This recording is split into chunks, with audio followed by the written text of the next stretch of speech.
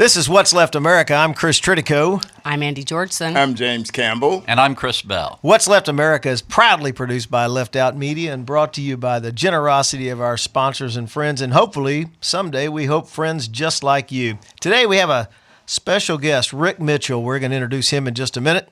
Today on the show, we're going to cover murder in the Middle East, midterm watch, the All About Me movement, control of the Senate and the Western Front, and of course we'll end the show as always without a left field. Our special guest today is Rick Mitchell. He used to be with the Houston Chronicle. He was a music critic. He wrote for the Oregonian and the Willamette Weekly covering politics. He's taught high school and journalism at the University of Houston. He has a nationally syndicated radio show, Radio Jazz in the New Millennium, and he has a local radio show on KBOO in Portland, Oregon. Welcome, Rick. Thanks for joining us today. Thanks for inviting me. All right, we're glad to have you here. Let's get right into the show. Murder in the Middle East. Jamal Khashoggi was a reporter for the Washington Post. He was a citizen of Saudi Arabia, but he lived in the United States as a permanent resident. Gruesome details of Jamal Khashoggi's alleged killing, not alleged anymore, his murder and dismemberment at the hands of Saudi operatives trickled into the public domain last week, and calls sounded from capitals around the globe for his immediate retaliation for this apparent human rights atrocity. Donald Trump started out pretty cautious in his assessment of the situation, and quite frankly, I didn't have a problem with the President of the United States being cautious at the beginning. What I had a problem with was the way he was being cautious. Well, I think what everyone has a problem with is the way if it's some horrible, it doesn't matter how horrible the act is. He almost always lines up on what appears to be the wrong side. You get where he was going. It was all a money game to him. But even the early reports were suggesting something horrendous had happened, and he just wouldn't go there. He keeps saying that Saudi Arabia has bought $100 billion worth of U.S. weaponry, and this is about jobs for the United States. Turns out today, CNN reported just this morning that that's not even true, that it's not going to be a $100 billion investment. It's not true? I don't believe that. I don't believe that the president wouldn't lie. But I feel like, just to go back to what you were saying about him being cautious, I feel like, the sense of it is that he's always cautious when the story doesn't break the way he wants it to break. But he's super rash if it's something that he wants to believe, or if he feels like the story is in his favor. So let me clarify. What I meant to say was, I don't have a problem with a president being cautious when something like that happens. What I had a problem with was this president and the way he was being cautious. Does that make sense? I agree with that, and I think what you're saying is he needs to find out the details, and as the details began to drip out one by one, and they became less credible, that's when he should have been more forceful, I think, in defending the values of free speech and democracy in the press. And that's what we're about. But Donald Trump is, meantime, where was he doing a press event where a reporter, in Montana, where a reporter had been body slammed by a candidate for Congress. Who's now in Congress. Yeah, and he was basically celebrating that, and the optics of something like that happening is not something that we as Americans appreciate, especially in a country where we value press freedoms. I thought it was horrific, the way he handled that. I've actually got a quote here from somewhere. Oh, I lost it. A quote by Dan Rather, who came out absolutely against it. I can't find it now, but Dan Rather slammed the president for that. Today, Chris. I know. Well, Andy was an hour late getting here, and it just threw everything off. You all discombobulated by that. Messed everything up. The problem that the president has here with this Khashoggi murder is he has put his entire Middle East policy at the hands of the Saudis, with needing their help with Iran.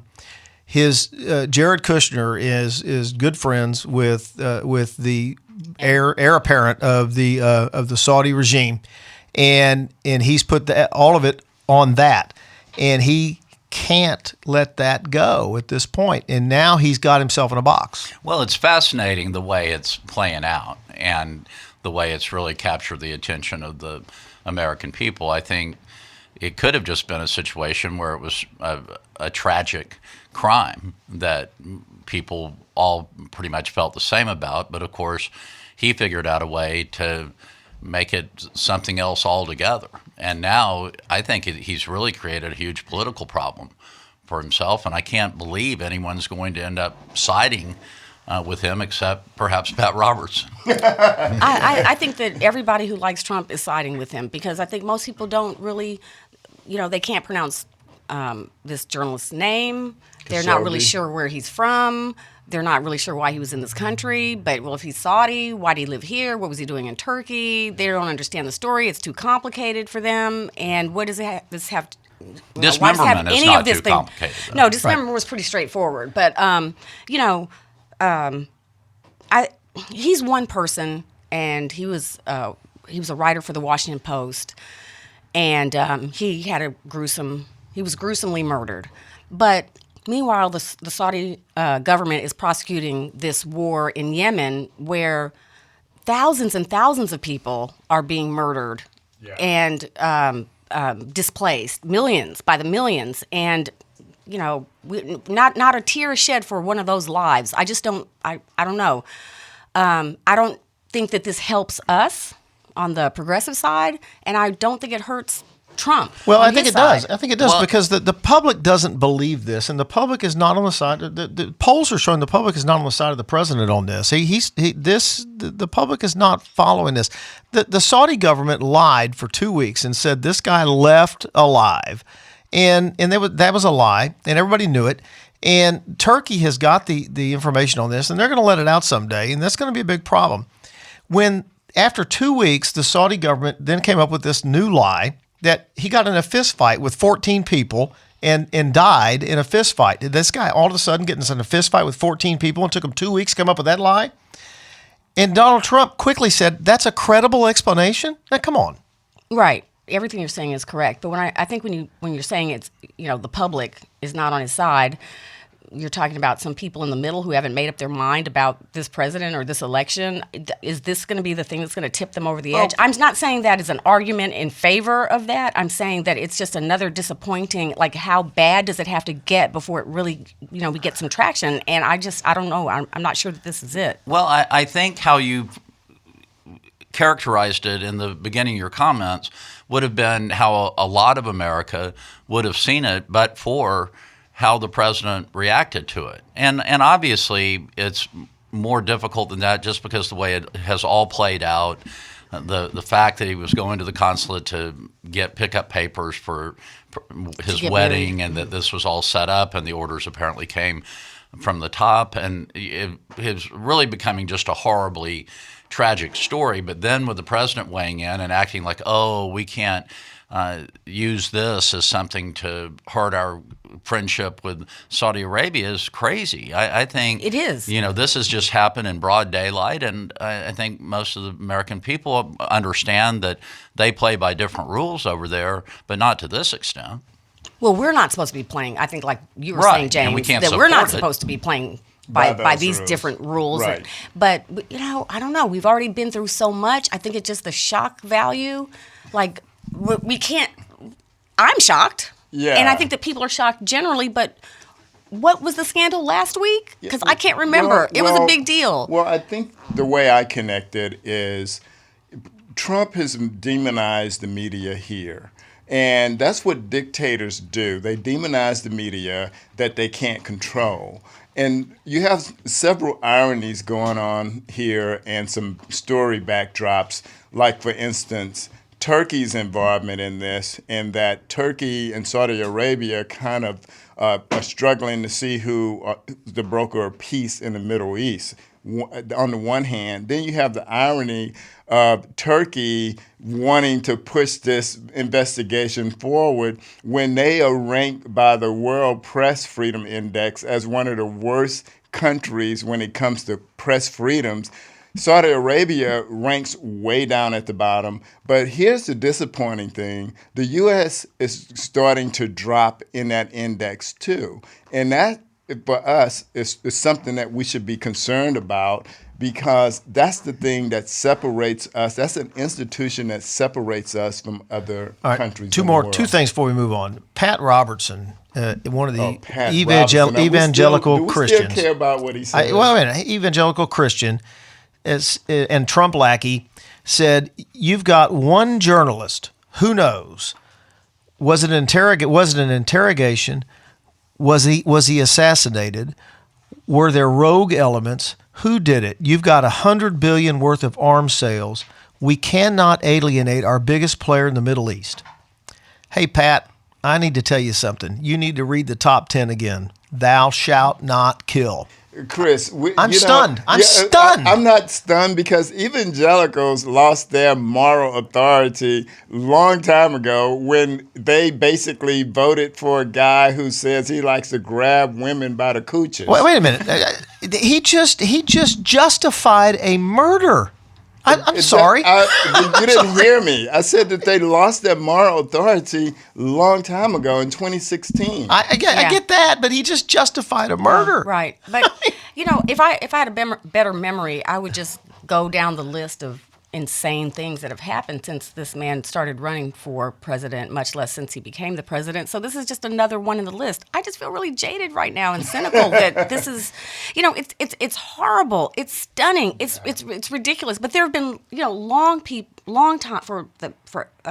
long time, people on the left have felt like the United States has relationships with regimes that we're not proud to be. We had a relationship with Iraq for 25 years. We did, and so I what do you, Well, things happen. I get it. I totally get it. So people putting this all about the money or making it all about the money is really sort of fascinating too, because things have happened. I mean, things happen in this country that change economic circumstances for companies all the time, and I don't know why this would be any different. If we decide that this is not a country that we can continue our relationship with, that's really not a whole lot different than what happened to the oil and gas industry when, sanctions were placed on Iraq. Oh, is that why you're saying that? But, why are arms any different? Well, yeah, that's where I was going. That's where I was going. I thought you were talking about oil and gas. Let me ask because we took over the we usually what we do is if we're going to break a relationship, we make sure that we secure our energy supplies what first, I was saying, and then it's not a problem. When we place sanctions on countries, obviously that impacts people here in the United States who can no longer deal with those countries, and it's happened for years now. And so I don't see the big difference here that some people would be impacted, but we're just talking about arms. Well, does the president have a point when he says we need to protect this arms deal because it hurts our interest if the Saudis start buying their arms from Russia? Doesn't he have a point there? Well, yeah. I mean, come on, he does, right? Are you Chris Bell? I don't necessarily agree with that because one, I think I don't think it's right, but I do think that it's something that resonates with people. Right. Yeah. It's just the same way that we sort of feel like we don't want jobs. We don't want jobs moving overseas. We want them here. We don't want people. We want to be able to sell our arms to Saudi Arabia. We want to. We don't want them buying them from anybody buying anything else from anybody else. The point's not about the money. The point's about when they buy the arms from us, they're dependent on the replacement parts and the service and all of that. They're still dependent on the United States. If you give that up to Russia, you give all of that continuing work up to Russia. It's not about the money. Well, it's about needing us and the ceding that dependency over to Russia. Well, one, I think that's a different type of relationship that we have with Saudi Arabia versus Saudi Arabia and Russia. Two, I think that, we have better arms. And three, they don't want to ruin their relationship with the U.S. That's not a good deal for them. Well, Mr. Tritico, I think you just earned yourself a spot on the 700 Club.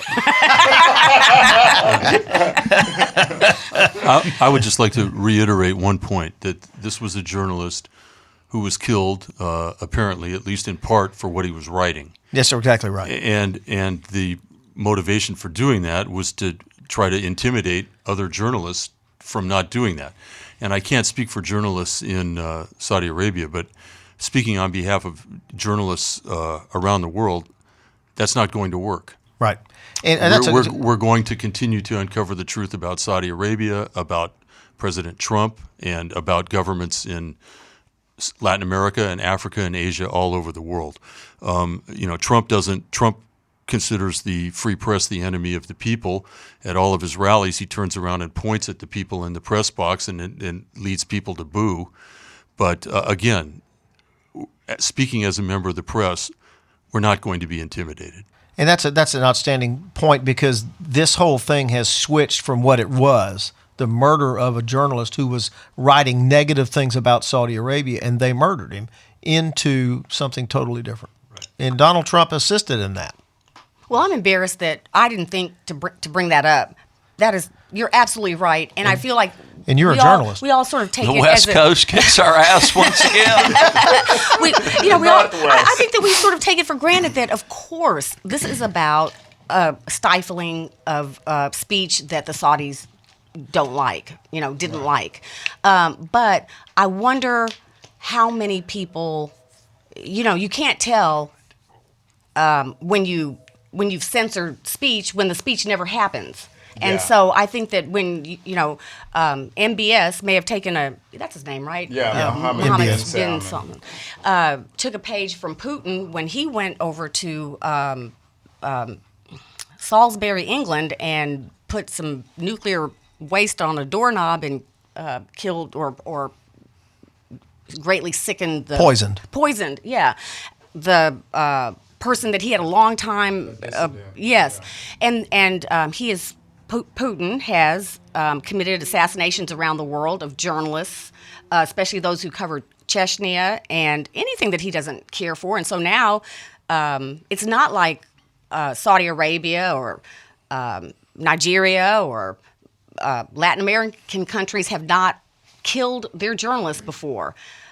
Because it's happening so often now, I do think that it could have a chilling effect. It's going to be hard to know who's not going to say something because they're afraid. Yeah. Which is why this country, he was a permanent resident of this country, and that's why this country should be doing something more than it's doing. All right, we got to move on. Second topic, midterm watch, the All About Me movement. Donald Trump has gone all in on the midterms. He's coming out actually saying this election is all about him. And midterms, quite frankly, are about the president, and we all know that. But Donald Trump is taking it to heart, except for when he did an interview with the Associated Press last Tuesday. He said he won't be to blame if the GOP loses big on November the 6th. But in private, but he will get credit if they win. That's right. It's all about him. If they win, if they lose, it's not on him. But in private, Republican Party a survey leaked last week to the Bloomberg Business Week concludes that he will. The polling shows that the midterm is, in fact, all about Trump. Research indicates that the determining factor in this election is how voters feel about President Trump. A representative from the RNC declined to comment on that. But this is coming down to how voters feel about Donald Trump, and that's why he's all in, and that's why he's on the attack. And it is all about Trump. I've been saying that for a long time. Y'all were saying that we needed a message and all this in the Democratic Party, and I said I think the message is Donald Trump. I think that's why so many people have come off the sidelines and have gotten involved on the Democratic side this time, and I'm very excited to see that everything's bearing that out, that it is going to be about him, because if you also look at some of the statistics as to where women are lining up, women being the much better voters than men in this country, then the gap, I think, is some 20 points. And it's all very favorable for the Democratic Party as we get closer to November 6th. So I find that very exciting. And I think it's not any big surprise that he takes the stock market strategy with the election, that being, of course, if the stock market's up, it's all because of Trump. And when it goes down, he doesn't mention it. Crickets. Yes. Oh, I thought you were going to say something. Well, listen. I said he blames the Fed. Yeah, that's right. He does. He blames the Fed when it goes down. So, Chris Bell, you and I aren't reading the same headlines. You've consistently been very optimistic about the Democrats' chances in this midterm election, and And I hope that that's true. But everything, all of a sudden now, since Kavanaugh, this blue wave is sputtering, and if somebody can explain that to me, I'm not sure why that would be. But you don't seem to believe that. Well, you were gone last week, and I don't know. Oh, that's why if you heard Ed Peavy, but he's doing. Yeah, I did. He's really doing campaigns all across the country, and he called it a natural tightening, and I thought he was very insightful as to how he, said this was going to happen anyway because there were record numbers in the summer as to where Democrats were polling as compared to Republicans, and so it was always going to tighten at some point, and they're putting it on Kavanaugh, but it was sort of a natural tightening anyway. And I really do think that when all is said and done, that blue wave is going to continue. And the people's disgust that they feel toward Donald Trump is not going to subside before November 6th. I am not optimistic about that at all. And the reason why, by the way, Chris Tritico, Donald Trump wants it both ways, but he can't have it both ways. So, what I heard Ed Peavy say is that the House would generally go towards the Democrats, but some things have to happen. Like you have to have millennials and young people come out and vote. Hispanics have to vote like really heavily. And you have to get those suburban, middle class white women to come over and vote for Democrats. But I think that, the way I'm reading the polls, and I've seen several different polls, and we can't believe in polls anymore. So you just got to go but we can read on faith. Basically. And so what I'm hearing is that, we're in trouble, the Democrats are, in Senate races, and we have to fight to hold on to those seats. I'm hopeful that Democrats can win some of those races in the House, and the House can swing. Yeah, we'll get to the Senate in a minute. Yeah. The recent polling shows that college-educated women prefer any Democrat to Trump by 63%, and that's been steady for months. It's steady until it's time to vote. Well, now then all of a sudden the poll didn't mean a damn thing. You all are the biggest Eeyores. Well, I know. I was listening to our friend. I was listening to our friend Julie Mason's show on Friday, and she had a poster on, and she basically admitted it's really difficult now to be able to determine which way people are going to swing within that margin of error, wherever it is. Okay, and so when Donald Trump ran for president, Chris Tritico, all the polling said absolutely not. He cannot be elected. And so I just don't have any faith in polls anymore. Well, you say that every week, but listen, listen to what you just said. Julie Mason said it's hard to tell how. Listen to what you just said. It's hard to tell how people are going to swing within the margin of error. Naturally, it's hard to tell how they're going to swing within the margin of error. That's why they have the margin of error. Yeah, Chris, you don't know. You can't tell that. But all of the polling showed that Donald Trump had no chance within the margin of error. But none of this is bad for the Democratic Party right now. The Senate was not, and we're going to talk about, I know, but the Senate was never supposed to even be in play. Then suddenly, because of how well the Democratic Party was doing, it did become in play, even though we have 10 seats to defend and then have to pick up 2 on top of that. There was still a chance. There's probably less of a chance now, but that was always the lay of the land. Listen, well, you want to say something, obviously, go ahead. because every third word. I'm a skeptic. That's what I do. That's what I do to you. I know it is. So I recognized it. So you go first, and then raise our hand. All I was going to say was you can't argue that you can't tell what a poll is within the margin of error. That's why it's a margin of error. I know. You said that, and that is true. But you're saying it as though we're talking about like a math problem that says that the answer is more than 10 but less than 7. But that's not how these polls work. The New York Times is doing this live poll. I'm just gesturing at you, Rick. We need to bring Rick in. We've got a guest here. Nobody let him talk. Nod and agree with me. I like that. I want to encourage it. He wasn't agreeing with you. He was agreeing with me. But so what I'm trying to say is the New York Times had this live poll going on, and they at various points they'll say, okay, so this is where we are, but don't pay attention to these results yet because we haven't reached a critical mass of respondents on this topic. So we've got 30 respondents. We've made 11,000 calls. So what does that tell you? You can't get people to pick up the phone, or I don't know. You know, That's so you mean, the problem with modern polling now, So- because nobody has a home phone. The other thing is, remember on election night, 20. This is what you're talking about, James Campbell.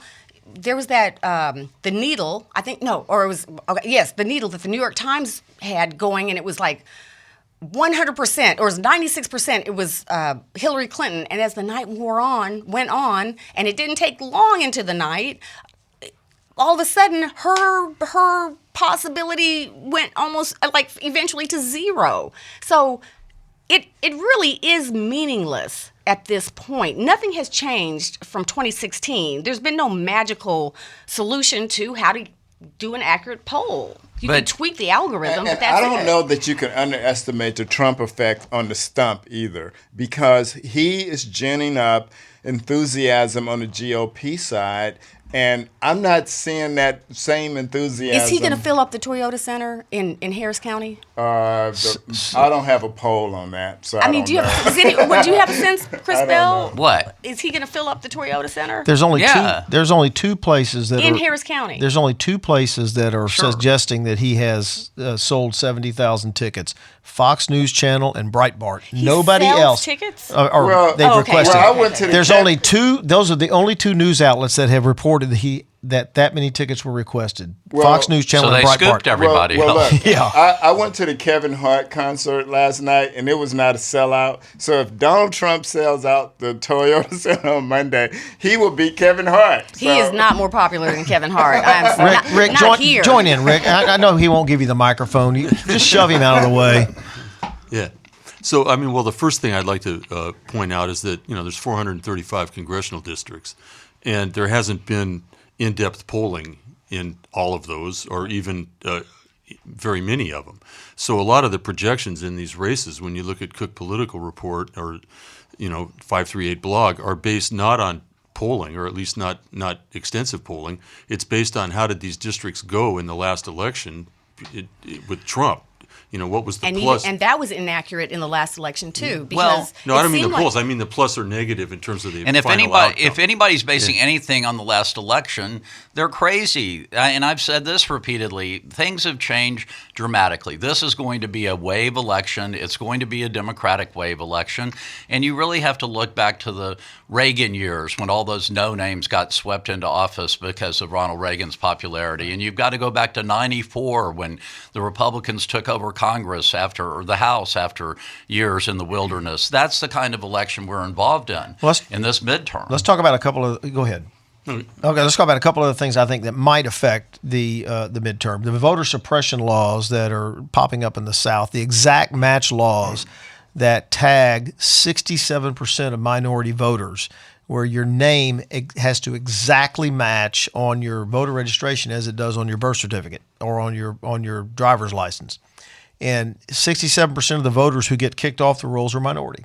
It's amazing how fine-grained, finely tuned Republicans have been able to be in targeting suppression of the voters they don't want to come out. It really is almost it's pretty impressive, actually. So why aren't we doing some stuff like that? And I've been saying since we started this podcast that if we don't get that blue wave this time, if we don't come out to vote we are going to have less and less ability to ever flip this thing around again because of that exact reason. Right, but those are states. I think if we win, we should add a restriction or a requirement that a Republican voter has to win a game of rock, paper, scissors with the election judge in order to cast the vote. You know who I blame? That's just how a Democrat would do it too, blame- right? That's how we would. I got to digress. Did you know you just got mommy? I know. I blame Democrats. I blame the Democrats for these laws popping up because when the Democrats had control of the House and the Senate, when President Obama in his first 2 years, the U.S. Supreme Court said you need to change Section 5 of the Voting Rights Act, the numbers on the Section 5 of the Voting Rights Act, or we're gonna kill it. and the Democrats had control of the House, and they had 60 votes in the Senate, and they ignored it. Explain that some more. I don't understand what There's numbers. what do you call those numbers, Chris? On Section 5 of the Voting Rights Act, the numbers that they use for Section 5 What of do the the Voting Rights numbers Act. refer to? It's the numbers that they use. They date back to the 60s. To say that for how many voters in a district, or it's the numbers that they use to compare how they're going to do it. I can't remember exactly what it's called. And the Supreme Court said these numbers are out of date and you need to update it. And if you don't update it, we're going census to. numbers. I don't know, but okay. the Supreme Court said if you don't update these numbers, we're gonna declare Section 5 of the Voting Rights Act unconstitutional. And the Democrats had control of the House and the Senate when President Obama in his first 2 years, and they ignored it. And the next time it came up, they declared it unconstitutional. Had they done what the Supreme Court said, Section 5 of the Voting Rights Act would still be the law, and they would not be allowed to have the states in the South would not be allowed to be doing this today. It's the Democrats' fault that this is happening.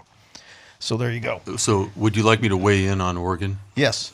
Now? Yes. Okay. Yeah. The situation in Oregon is obviously very different than the situation in Texas.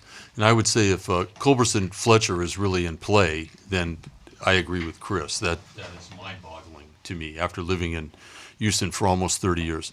In Oregon, 4 of the 5 congressional seats are held by Democrats. The one Republican has virtually the entire eastern half of the state. And the race there is supposedly closer than it's been, but there's very little chance of unseating him. The real battleground district, according to Swing Left, in the Portland area is Vancouver, Washington, which is right across the Columbia River from Portland. The incumbent there is a woman named Jamie Herrera Butler, and she has been the incumbent, I think, since 2014, maybe. And she has a challenger, Carolyn Long, who is, it's still in the lean Republican category, not the toss-up category, but she is within striking distance. And I can say this because I'm not working as a journalist there. I've been going over there working with Swing Left and knocking on doors. Lists of people who are registered Democrats or have voted for Democrats in the past, and then, sometimes people won't answer the door or they're not home. Occasionally you'll get somebody that says go away. But I've had a remarkable number of people when I ask them, can she count on your support? And they're like, you can't keep me away. I can't wait to vote. But Oregon. This is Washington. This is semi-rural southern Washington across the river from Oregon. This is not Portland's liberal bubble. This is a district currently held by a Republican. And these are Democrats who live in that district. They can't wait to vote. That doesn't mean that they're going to win. Right. Is that a red or a blue district? Or it's a purple district. How do you how does that relate? How do you expand that to what? How does that? Okay. Well, I think I don't even know how to answer. I think those are the question. types of illustrations or examples that you really have to look for this time around. And right. I tell everybody that going back to the beginning of this election year, going to Beto O'Rourke's kickoff at the Union Hall and seeing it packed to the gills and realizing I've been involved in politics here for 30 years and I looked around that hall and I maybe knew 10 people. I mean, people are coming out of the woodwork to get involved. Where I see somewhat lack of enthusiasm is in the minority communities. I don't think here in Texas that we've done a great job of really getting the Hispanic community real riled up about the election, or for that matter, the African American community, and that could be problematic. But to a large degree, whether it's a fundraiser, a rally, or whatever, there are a lot of new faces, and that's a very positive sign for the Democratic Party, and there's a much higher excitement. Yeah, and there are people who live in Portland, a progressive bubble, who are going out to Eastern Oregon and going up to across the river, like me, to Vancouver, or even up into northeastern Washington in the Spokane area where the district is in play, and working with groups like Swing Left and the Washington Democratic Party, and people are energized. But there is one irony in terms of Oregon. There's currently one Republican elected statewide in the state of Oregon, the Secretary of State. That was basically because the Democratic candidate in the last election was extremely weak. But there's a real possibility that Oregon will elect a Republican governor this time. His name is Newt Buehler, and he's running against the incumbent Kate Brown. And How bad can she be if she's going to lose the governorship? I'll explain it. She's not bad. She's not particularly, a galvanizing, charismatic candidate, but she was the lieutenant governor. She was the speaker of the state legislature. She's good, but he's running ads, basically proclaiming his independence from Trump, what a moderate he is in the Oregon Republican tradition of Mark Hatfield and Tom McCall. Oregon was kind of the last of genuinely progressive Republicans, but he's being disingenuous, as are Republicans running at the level of state House seats and state Senate seats. First off, they're proclaiming themselves on the same side as Democrats on issues like pro-choice and the environment and pre-existing conditions, but also they're blaming the Democrats for lack of funding for the public schools and for not addressing the homeless issue when they are the ones who have been blocking the funding for that.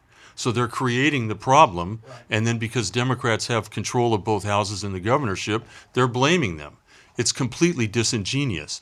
Now, I do want to add, there is right now, from as far as I know, there are at least two quote-unquote moderate Republican governors who are very popular in their states, Massachusetts and Maryland, who are supposedly doing a competent job, and people like them. And Newt Buehler could be one of those if he wins. But the point is, he's going to get the Trump people who look at him as a wolf in sheep's clothing. He's really one of us, right? But they're appealing to the middle of the road. Why do Republicans named Newt keep getting elected? Well, this is Newt with a K. This is Newt, not Newt with a W. But Chris, can I digress? So, Chris Bell made a point about they are making it about Trump, but I think that you have to start talking about the Republicans discussing taking away pre-existing conditions, talking about Medicare and Social Security. Well, you read my mind. Okay. So that is something that we need to be talking about. If we don't talk about those issues, we are going to lose on that. And I think that could be a message that is urgent enough to get people out to the polls. So let's talk about it. And oddly enough, Mitch McConnell brought it up last week. Why? I don't know. I do. Last week, Mitch McConnell said that now they invented this deficit by giving a tax cut to the wealthy and created a $1 trillion tax deficit. And now Mitch McConnell is saying that we have this deficit, and he's blaming the deficit on Medicare and Social Security. And so he said that after the election, the Republicans are going to have to fix the deficit by making cuts to Medicare and Social Security. So that's why he brought it up. Now, that doesn't help in the midterm. I mean, you're gonna tell all the old people who vote, who are ready voters who never miss an election, I'm going to cut your services, your benefits. Was anybody offered a political explanation for it? Because you really do try to stay away from slaughtering sacred cows right before the election. I don't know. I haven't seen it. I have not seen it. But I want to remind you of what he said in December 2017. I not only don't think it will increase the deficit, I think it will be beyond revenue neutral, McConnell said in December 2017. In other words, I think it will produce more than enough to fill that gap. That is before they passed the tax cut, which has now produced a $1 trillion deficit. It's not the unfunded mandate of the budget increase, and they have an unfunded military increase and ICE increases. Just so we'll all be on the same page. So they are concerned about the deficit again, because I thought they had moved off of that. Was no longer. No, they are going to fix the budget deficit by cuts to Medicare, Social Security, and Medicaid. And this just, I think, reinforces the point that has been made repeatedly, including by Paul Krugman, I think, in yesterday's New York Times column, or this morning's yesterday or today. People didn't cast this vote based on any kind of rational self-interest. They based this vote off of, in my opinion, at anger and racism. Yeah. That's exactly That's right. the bottom line. That's exactly right. And and sexism as well in terms of Trump's election. But that is the core of the so-called Republican base. And I don't know what would actually happen if those cuts in Social Security and Medicare actually took place. Oh my gosh. But I can only imagine. But at this point, I don't think that's what people are voting on. And it's not the driver, really. It's not really the driver of the debt that they claim it is. And also, I read just this morning, I think Ted Cruz is claiming to be the protector of Medicare. Again, being disingenuous or beyond that. That's one of the funniest things I've ever heard. I found my Dan Rather quote. Dan Rather said President Trump's celebration of a congressman who assaulted a journalist is disgusting. The rapturous cheers from the crowd who are deeply disturbing. The silence from GOP officials is the sound of cowardice. This has not, must not, and will not be my America. Thank you, Dan Rather. Thank you, Dan Rather. Where did he graduate from college? Sam Houston State University, which is generally recognized to be the best university in Texas, as we all know. Good statue. Big statue. It's certainly the best university in Huntsville. All right, let's move on to our next topic: control of the Senate in the Western Front. The GOP holds a razor-thin majority in the Senate. The Democrats can win control by winning just 2 seats, but they have to defend 10 seats at the same time. That's a pretty tough thing to do. There's three races we're going to highlight. We've already been talking about the Texas race, Cruz versus O'Rourke, which was closer 2 weeks ago than it is now. Cruz has somehow got a 9-point lead now. In one poll. There was 2 polls now, but really? But yeah, but Hardball has him up, 2 points. Yeah. Has O'Rourke up 2 points. Yeah, and so it's hard to tell, but O'Rourke has a $30 million funding. Has $30 million more than Cruz does, so in funding. So yeah, who knows? But Cruz still has $30 million, and if you can't run a race with $30 million, then you really probably ought to get out of politics. But O'Rourke has $61 million, so that's a lot of money. Yeah, but it doesn't. 2 weeks, as we've seen, Wendy Davis had a lot of money. Yeah, and it doesn't always. Is the fact that he's down mean that he's not spending it correctly? That's a really good question. Chris Bell, who's run statewide races here, why don't you answer that? Well, one of the things that I was very disappointed in. He's had a lot of money for a long time now. He's had no problem with fundraising. And I actually reached out to an individual who I know on the campaign last spring and said, I felt like the thing that really blocked us, because if you recall, we did catch some momentum in the fall, but we just had too far to go in 1 month, basically, to try to get over the hill, and did not have enough money and just didn't have enough time. But my biggest disappointment was that we did not have money in the summer in order to go up on statewide television and build some name identification and have a chance to introduce myself. Beto O'Rourke had the ability to do that and chose to sit on his money.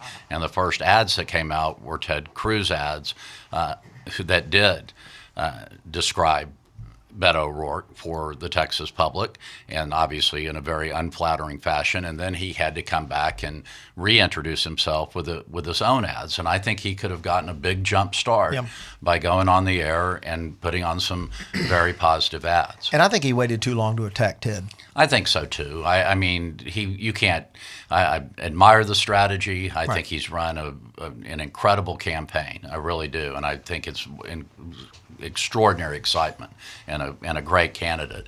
But at some point, you have to start hitting. And there's back. so much to attack. There really is. Yeah. He's a vile human being. Right. But Chris, I want to talk about from a more national perspective and go back to something that Andrea brought up earlier about voter suppression and what's going on in North Dakota, where Heidi Heitkamp is running.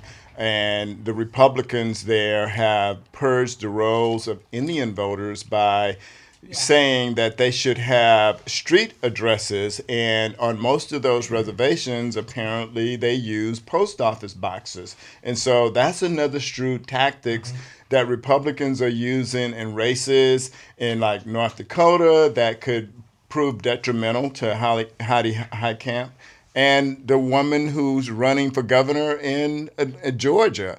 And so from a tactical standpoint, I don't know if we can do anything about that now except get mad and really get people out there.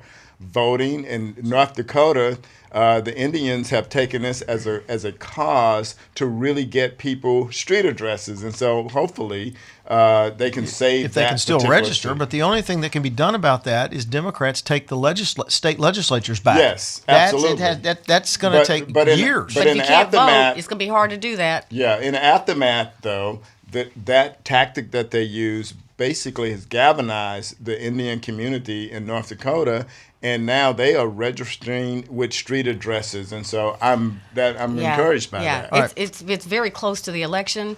I've been thinking about this Medicare question and why you do that at this point. So I thought, well, what does Breitbart say about it? What does Fox News say about it? What, Daily Caller, what are they saying about it? How do they explain, what?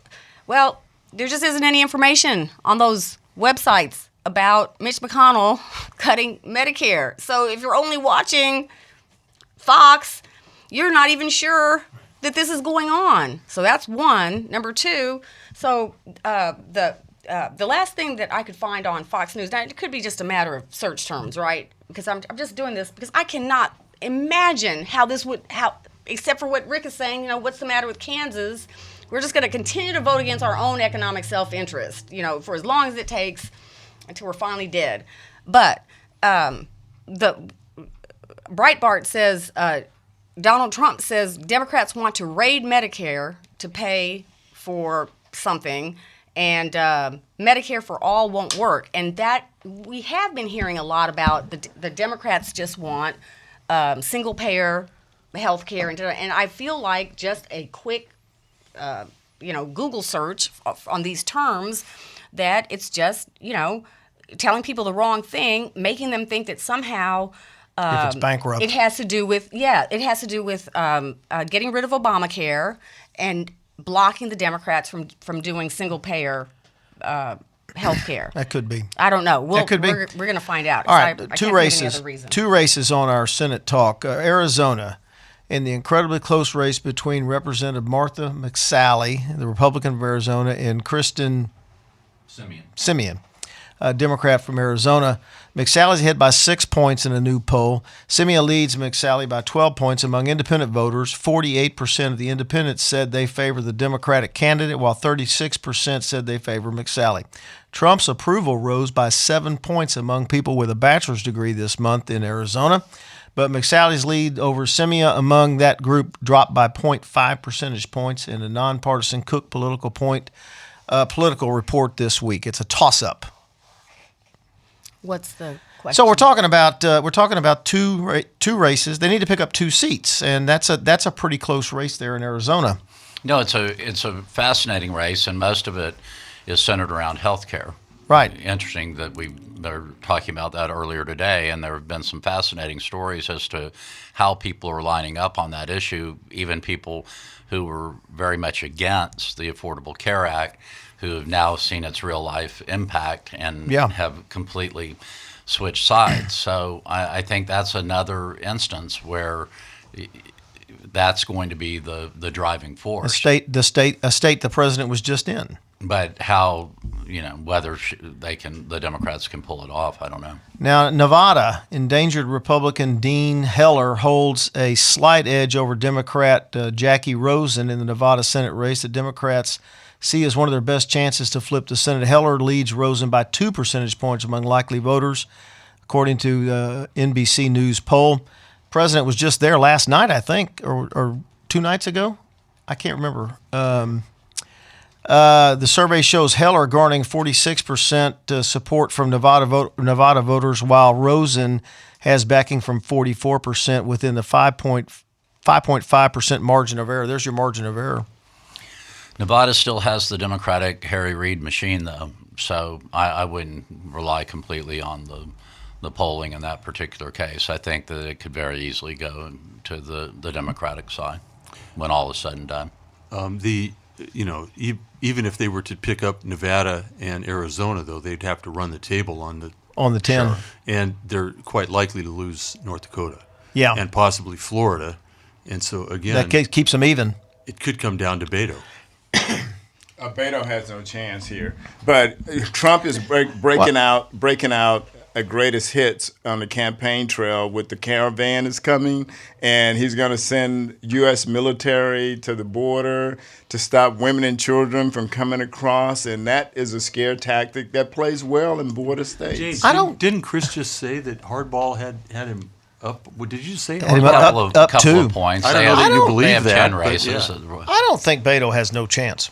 I don't. I mean, I think it's a tough race, but I don't think it's a no chance. No, I don't think we're It's at all who shows up, and Yeah. everybody knows that, and it's all who shows up.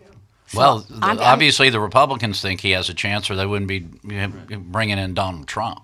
Right. I mean, the president goes to places where people need help. Yeah. And so they obviously feel that Ted Cruz needs help, or he wouldn't be doing this rally here. And they But needed. I- And I'll they be decided willing they to needed be a. wrong on this. I'll be happy to be wrong on this. And they decided they needed I'm a bigger willing- boat. I'm willing to wager that I won't be wrong. Well, on if he this.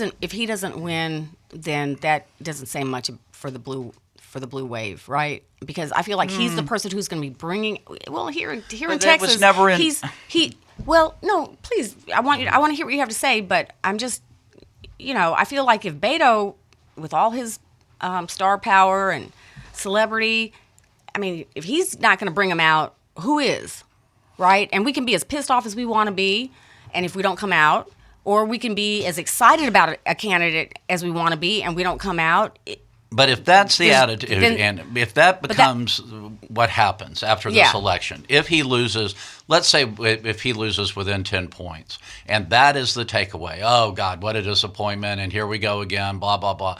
If people don't sit down and analyze what took place and learn from Beto O'Rourke's campaign, then the Democratic Party absolutely sucks in this state. And it does suck to begin with. And the Dallas Observer just ran one of the best columns pointing out how the old guard needs to really get out of the fucking way. I because, agree. because he has Energized. injected He's a been level saying of that. excitement and Are you guys allowed to organization say what he just said? and money and everything else that we desperately need to learn from for the future, because it is going to flip. And if people go back and just want to lick their wounds and say, oh, it's never going to happen now, bullshit.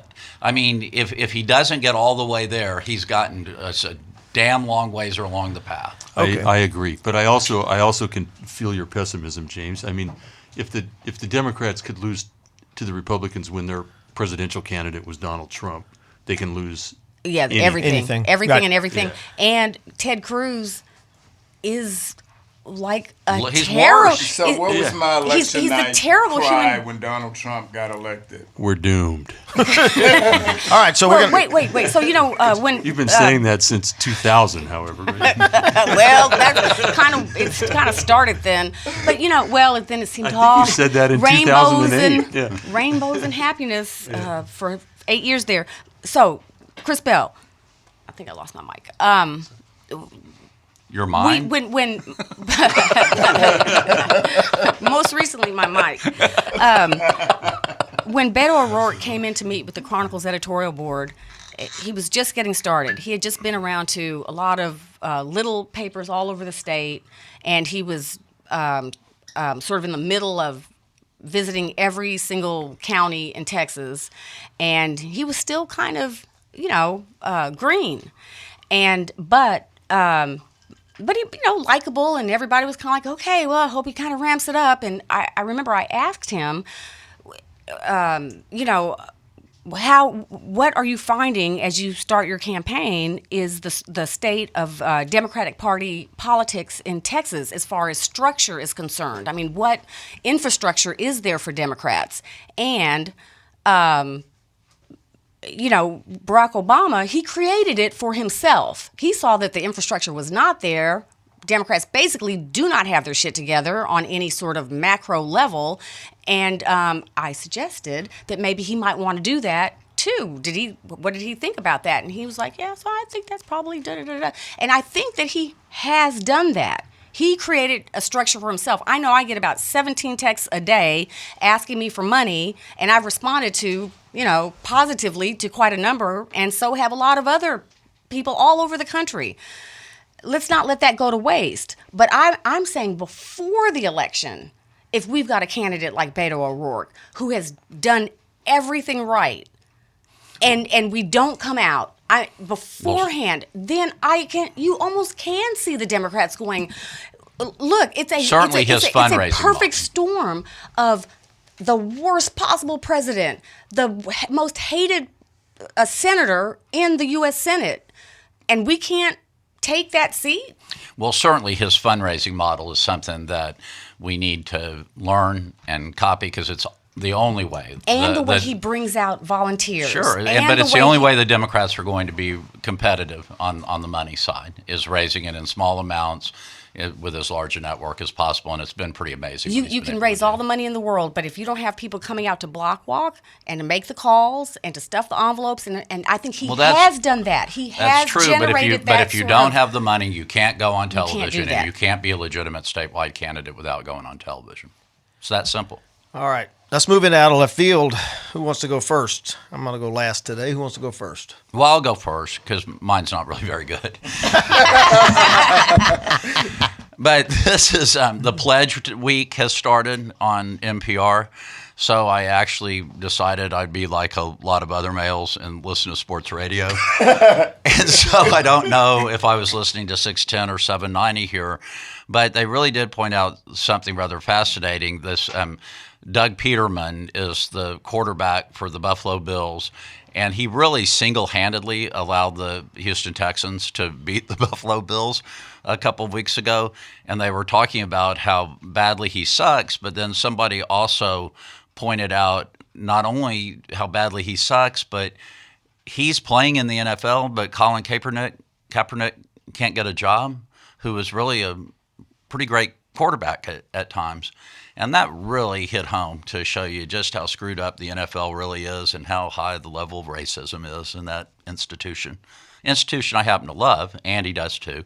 And she joins me there. She's grimacing.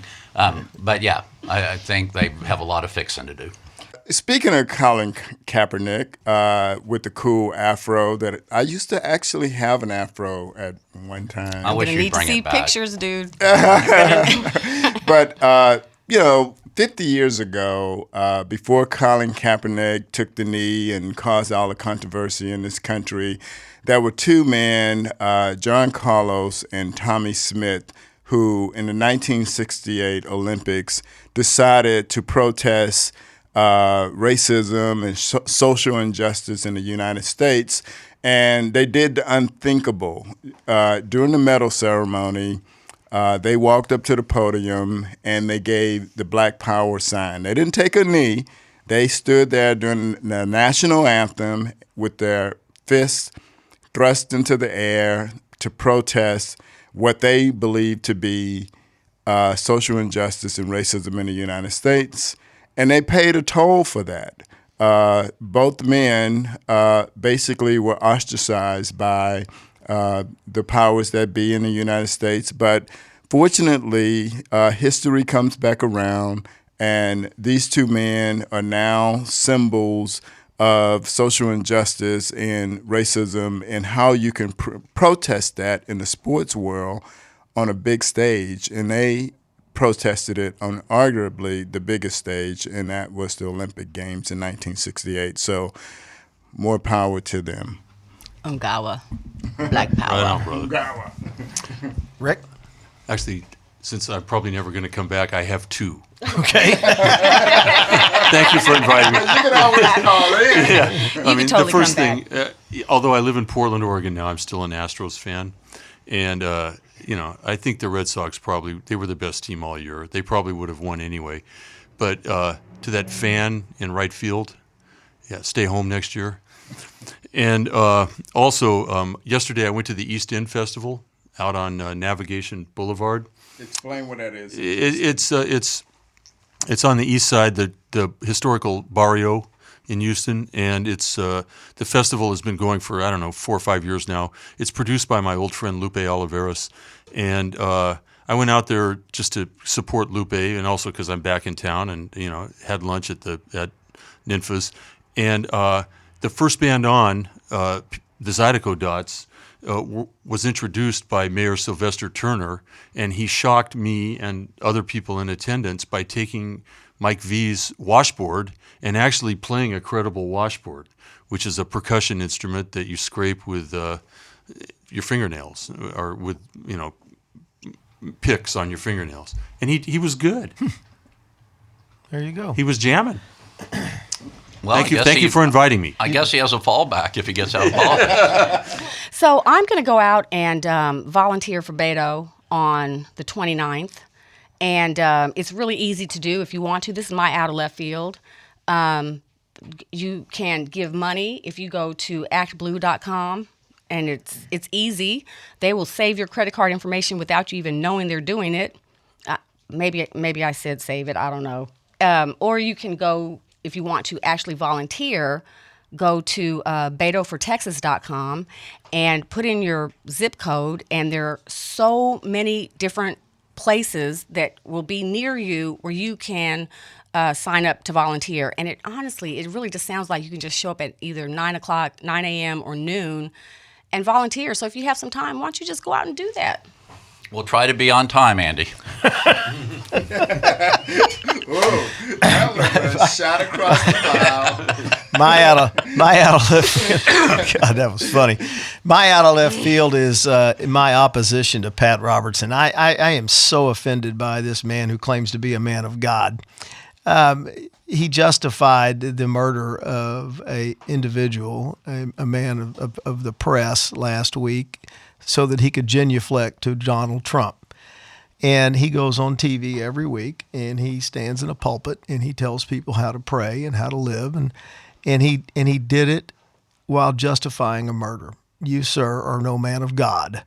You should stop saying that you follow God. You should stop saying that you follow the Ten Commandments. You are nothing but a carnival barker, and you are taking people down a wrong path. And anybody who is following you is going down a wrong path. I object to you. I object to the 700 Club, and I object to what you're doing. Stop it. That's my out of left field. What do you have against carnival barkers? They're frauds. They're good people. They're frauds, just like Pat Robertson. All right, Rick Mitchell, I want to thank you so much for being our very first in-studio guest. We have a very, very special present for you. Poems, Prayers, and Promises by John Denver, a CD. That's just for you to take home with you. Thank you so much. We've been saving this for somebody really special, and, we really think a lot of it. And if you don't think the people of Oregon are going to think you have really arrived in tall cotton when you come back with that bad boy, you have another thing coming. You guys do know I was a music critic, right? Yes. I got rid of this album already. And have been missing it ever since, I'm sure. Not only have I gotten this album, I've already gotten rid of it. Okay, And it came home. we also have this commemorative pin for you for Being What's with Left us America, today. for being with us today. It's at What's Left America, and it's a little bit of a fail because it's an awesome color with a wonderful logo, but you will you get a microscope, you can read it. reading the wording on it. But We're working on it. I know, doesn't that look Thanks good? for Doesn't that look joining good? us. All right, that's all the time we have. Like us on Facebook, follow us on Twitter, and please rate us on iTunes. More important than that, we need you to what, Andy? Subscribe. Subscribe. Can't we tell people to watch us on television? And now I'm getting to that. It's all about subscriptions. Go to Libsyn or your favorite podcasting site and subscribe to What's Left America. But today, starting today, Vertical Ascension Entertainment is videotaping us, and you can now watch us on what? On YouTube. That's where it is. I forgot. We'll be on YouTube every week starting today. Vertical Ascension Entertainment will be in here with us. Much thanks to Keegan DeLeo, our in-studio producer. I'm glad we're done with this today. Join us next week.